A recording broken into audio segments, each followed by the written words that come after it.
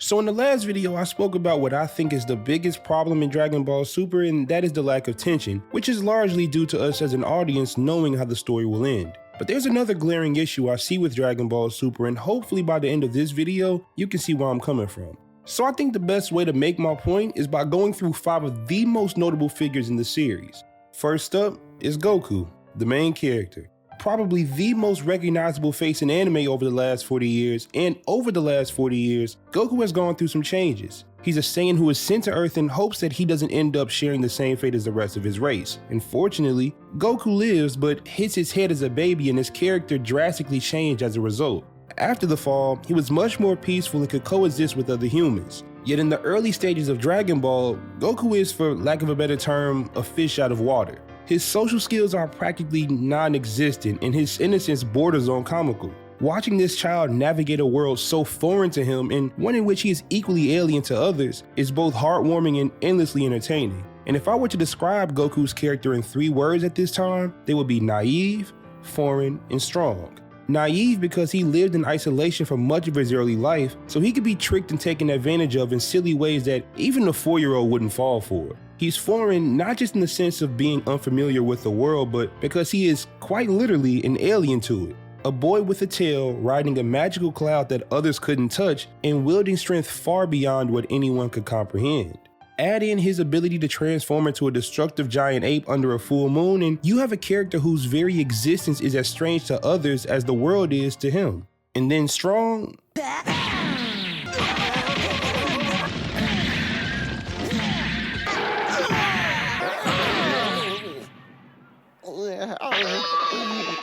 I think that one is self-explanatory. This is Kid Goku at his base, naive, foreign, and strong. And as the story progresses, so does Goku. He learns about his Saiyan heritage, starts a family, battles some of the strongest beings in the universe, and even sacrifices his life more than once in the name of protecting others. And all of this accompanies his transition into becoming a man.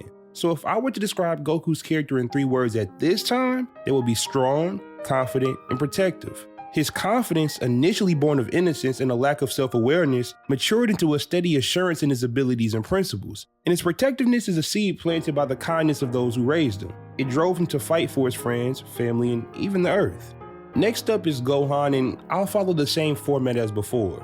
If I were to use 3 words to describe Gohan at his introduction, they would be nervous, emotional, and promising. Nervous because Gohan was scared of almost everything in early Dragon Ball Z. Now let's be clear, it is 100% rational for a 4-year-old to be scared of a series of life-threatening events. It'd actually be crazy if he wasn't, but in the scope of Dragon Ball, Gohan was a very nervous child. He was also very emotional. Now this isn't something that's present in all young children, so if I were to give reasoning as to why he was this way, it'd be his mom. Chi-Chi was known for her passion, and we see this with Gohan almost immediately. He had outbursts of emotion. If he was sad, he'd be noticeably sad. If he were angry, he'd be noticeably angry. His emotions were so intense they often overtook him, and as a result, his power would increase drastically, which leads us to the 3rd word, promising. Gohan's drastic increases in power would often allow him to go toe-to-toe with the main antagonist of an arc. These moments never lasted long, but they foreshadowed a day where Gohan's power would permanently exceed everyone else's. So, after we get familiar with Gohan's character, he goes through a whirlwind of events. He has several near-death experiences, loses his parents on more than one occasion, watches his friends die, and like I said, becomes stronger than everyone else around him. So if I had to describe Gohan in 3 words at this point, they'd be balanced, assured, and grounded. Gohan had a turbulent life to say the least, and to be as calm as he was at the end of it all is truly remarkable. His assurance at this point came from his now realized potential. He was the strongest unfused character in the series by far, yet was still far more grounded than the likes of Goku and Vegeta. This came from his vastly different upbringing along with his different desires for his life. Gohan could fight, he was extremely talented, but he wanted to be a scholar. And no matter how that makes you feel, you can't argue that it makes sense for his character. Gohan was never a fighter. His most powerful moments were almost always born of his reluctance to fight. I hope at this point you can kind of see where I'm going here. Next up is Vegeta. If I were to use 3 words to describe Vegeta at his introduction, they would be angry, ambitious, and prideful. No one character in the Dragon Ball franchise has yelled in anger more than Saiyan and Frieza Saga Vegeta. We learn through the story what drove him to be this angry, and that is what sets him on an ambitious path to collect the Dragon Balls. All of the odds were stacked against him in that effort, and even though Vegeta didn't get to make his wish, he was successful in collecting the 7 Dragon Balls. And then prideful? Yeah, that's another obvious one.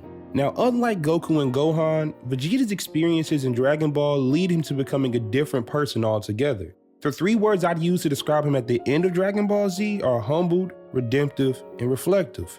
His humility shines through in his acknowledgement of Goku as the better fighter, which is a stark contrast to the prideful prince who once sought to prove his superiority at all costs. Vegeta's redemption comes full circle when he sacrifices himself against Majin Buu to protect his family and the Earth, which is an act of selflessness that rejects his earlier self-serving nature. And this journey is underscored by his introspection as he reflects on his past choices and the legacy he wants to leave as a husband, father, and protector of his newfound home.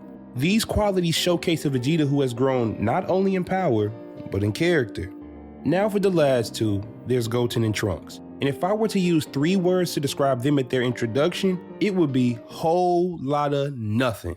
They aren't really established as characters to me. They're painfully childish and it's felt in every decision they make. And it doesn't have to be that way.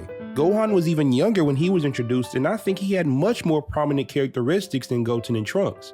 Goten and Trunks are really the same character to me, and you know what? That's okay, because now I get to explain the big issue here. I just went through 5 of the most important characters by the end of Dragon Ball Z, and for really 3 out of the 4, there were noticeable changes in their characters from when they were introduced. I've said on this channel for years that the #1 way for me to be invested in a story is for me to have some kind of emotional reaction to it. It could be joy, anger, sadness, you name it. And to me, one of the most effective ways to create emotional reactions in a story is through character development. Character development invokes emotional reactions by creating relatable and dynamic characters whose growth mirrors real-life experiences and struggles. As characters confront challenges, make mistakes, or find redemption, they create emotional moments. This allows viewers or readers to empathize with the character's journey, whether it's triumph or tragedy. For example, seeing a flawed character evolve into a better version of themselves can inspire hope, while witnessing their failures or sacrifices can evoke sorrow or admiration. Human nature is complex, and through character development, a creator can engage the audience on a personal level. Dragon Ball Super is missing that. And I don't know exactly when I figured that out, but I knew that it was before the end of the Super anime. Because as I was watching the Tournament of Power play out, I realized that from episode to episode, I only cared about the fighting. Which was concerning for me because at that point I was a teenager, and with any other story, I wouldn't have accepted that. As I got older, I became far more interested in how a character was written instead of the fights a character would engage in. I don't know why, but with Dragon Ball Super, I was blinded by this shortcoming for a good amount of time. Gohan went through too much and grew too much for his character to suffer the way it did in Dragon Ball Super. And if you know me, then you know I'm not talking about Gohan being the main character or Gohan fighting every villain, because that's not how his character was written. But Gohan went from balanced, assured, and grounded to flat out disappointing. Vegeta almost goes backwards. I know he's a Saiyan and competitive by nature, but it almost feels like Dragon Ball Super's Vegeta forgets the moment where he watches Goku take on Kid Buu. Because I would think that he would continue to grow as a character, but his development came to a halt. Goten and Trunks were blank canvases where any kind of development at all would have been a plus. And Goku, does he learn anything in Dragon Ball Super? Does he change at all from this moment to this moment? Forget change, do we learn anything more about Goku's character? The answer is no. The most growth was from characters like Android 17 and honestly Frieza, which is great. I'm glad that secondary characters could experience that type of growth, but that's not what we're looking for, and that's not how a good story is written. I know that Toriyama wasn't as heavily involved with Super, but what happened in the 20 years following the end of Z where the creative team thought that it wasn't imperative to develop the main characters? Was it because Akira lost his touch? Was it Toyotaro's lack of experience? Was it the younger fans not demanding more? Or was it that Dragon Ball had become so big that it would succeed no matter what? I don't know the answer. But what I do know is that Dragon Ball Super doesn't have any deep emotional moments, and I think the biggest reason for that is because its most important characters were stale.